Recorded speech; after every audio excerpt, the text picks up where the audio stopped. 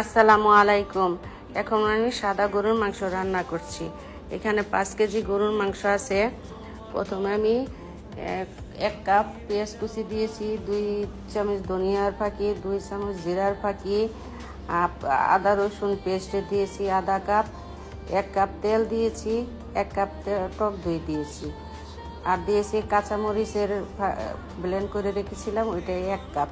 আর গরম মশলা ফাঁকি দিয়েছি, মানে আস্তে কোনো গরম মশলা দিই নাই, ওই গরম মশলা ফাঁকি দিয়েছি 2 চামচ দিয়ে এটা আস্তে আস্তে জাল করব। যখন সিদ্ধ হয়ে যাবে তখন আমি 1 কাপ দুধ দিয়ে দিব।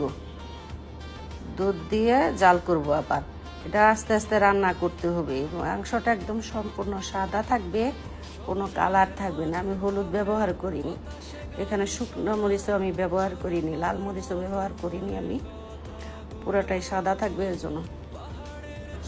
দেখেন আমার মাংসটা আস্তে আস্তে সিদ্ধ হয়ে গেছে, এখন পুরোটাই সিদ্ধ হয়ে গেছে। আর একটু দমে বসায় রাখবো, দমে বসায় রাখলে সুন্দর একটা কালার আসবে। মাংসটা আমার পুরো হয়ে গেছে।